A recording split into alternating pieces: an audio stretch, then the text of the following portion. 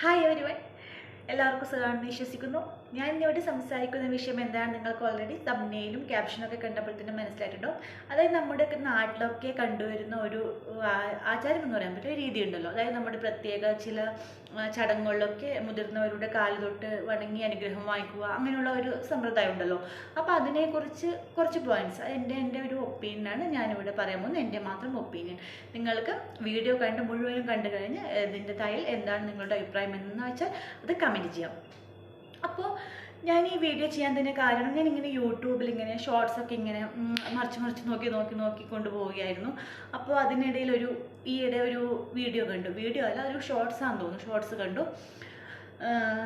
നമ്മുടെ ഇപ്പം കഴിഞ്ഞ വിഷുവിന് കൈനീട്ടം വാങ്ങിക്കുന്നത്, അതായത് ഭാര്യ ഭർത്താവിൻ്റെ കയ്യിൽ നിന്ന് പൂജാമുറിയിൽ പോയി കൈനീട്ടം വാങ്ങിക്കുന്നു. ആ കൈനീട്ടം വാങ്ങിക്കുന്ന സമയത്ത് ഭർത്താവിൻ്റെ കാലിൽ തൊട്ട് അനുഗ്രഹം വാങ്ങിച്ചിട്ടാണ് കൈനീട്ടം വാങ്ങിക്കുന്നത്. അപ്പോൾ അതൊക്കെ കഴിഞ്ഞ് അതിൻ്റെ കമൻറ്റ് ബോക്സിൽ നിന്ന് എടുത്ത് നോക്കി. അപ്പോൾ അതിൻ്റെ കമൻറ്റ് ബോക്സിൽ മിക്സഡ് ആയിട്ടുള്ള കുറേ കമൻറ്റ്സ് കണ്ടു. ഇൻട്രസ്റ്റിംഗ് ആയിരുന്നു. അപ്പോൾ പലർക്കും പല അഭിപ്രായം. പലരും ചോദിക്കുന്നു, ഇതെന്തിനാണ് ഇങ്ങനെ ചെയ്യുന്നത്, എന്തിനാണ് ഇങ്ങനെ കാൽ തൊട്ട് അനുഗ്രഹം വാങ്ങിക്കുന്നത്, ഭർത്താവിൻ്റെ കാൽ തൊട്ട് അനുഗ്രഹം വാങ്ങിക്കണം നിർബന്ധമുണ്ടോ, എന്നാൽ തിരിച്ചതുപോലെ ഭാര്യയുടെ ചെയ്യുമോ എന്നൊക്കെ ഒരു കൂട്ടർ നന്നായി പോസിറ്റീവായിട്ടും പറയുന്നുണ്ട്. ഞാൻ പറയുന്നതിന് മുമ്പേ തന്നെ നിങ്ങൾക്ക് ഈ ഒരു വിഷയത്തിൽ ഞാനിപ്പോൾ പറഞ്ഞ ഈ ഒരു വീഡിയോയുടെ ബേസിൽ നിങ്ങളുടെ അഭിപ്രായം എന്താണെന്ന് ചോദിച്ചാൽ നിങ്ങൾക്കിത് കമൻറ്റ് ചെയ്യാം. ഇനി ഞാൻ എൻ്റെ ഒരു ഭാഗം, എൻ്റെ ഒരു ഒപ്പീനിയൻ ഞാൻ ഈ ഒരു വിഷയത്തിൽ പറയാം. ഈ ഒരു പ്രത്യേക ഒരു വീഡിയോ ബേസ് ചെയ്ത് മാത്രമല്ല, ടോട്ടൽ നമ്മുടെ നാട്ടിലൊരു ഈ ഒരു സമ്പ്രദായം ഉണ്ടല്ലോ. അപ്പോൾ അതിനെക്കുറിച്ചും എല്ലാം ബേസ് ചെയ്ത് ഞാൻ എൻ്റെ ഒരു ഒപ്പീനിയൻ എന്ന രീതിയിൽ പറയാം. കാല് വണങ്ങി അനുഗ്രഹം വാങ്ങിക്കുക, അത് നമ്മൾ പണ്ട് മുതലേ കാണാൻ തുടങ്ങിയ ഒരു കീഴ്വഴക്കമാണ്.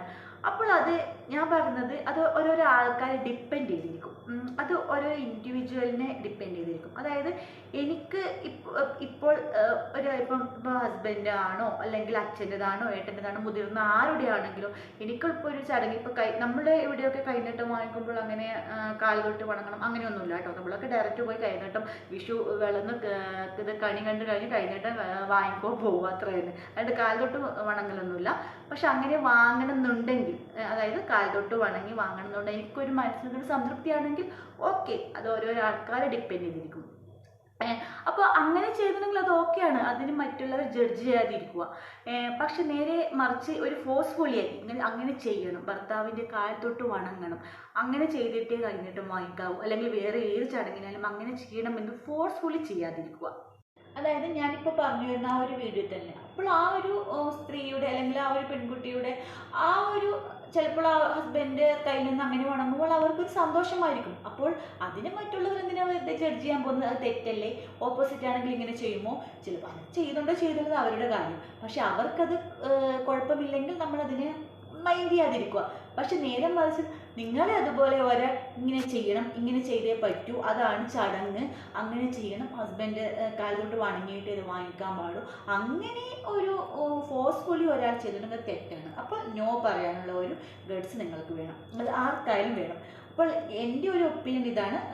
അതായത് ഓരോരോ ആൾക്കാരുടെ മെൻറ്റാലിറ്റിയെ ബേസ് ചെയ്തിരിക്കും ഈ ഒരു കാര്യം മാത്രമല്ല, എല്ലാ കാര്യവും നമ്മുടെ മെൻറ്റാലിറ്റിയെ ബേസ് ചെയ്തിരിക്കും. അതായത് നമുക്ക് ഓക്കെ ആണെങ്കിൽ, ഇത് ഓക്കെയാണ്, എനിക്കിത് ചെയ്യുമ്പോൾ എനിക്ക് എൻ്റെ മനസ്സിലൊരു ഹാപ്പി, അതായത് എനിക്ക് ഹാപ്പിയാണ് കിട്ടുന്നതെങ്കിൽ ഓക്കെ ചെയ്യുക, അല്ലാതെ അതിനെ മറ്റുള്ളവർ ജഡ്ജ് ചെയ്യാതിരിക്കുക. പക്ഷെ നേരെ മറിച്ച് ഫോഴ്സ്ഫുള്ളി ഇഷ്ടമില്ലാതെ മറ്റുള്ളവർക്ക് വേണ്ടി മറ്റുള്ളവർ എന്ത് വിചാരിക്കുമെന്ന് കരുതി ഒരു കാര്യവും ചെയ്യാതിരിക്കുക.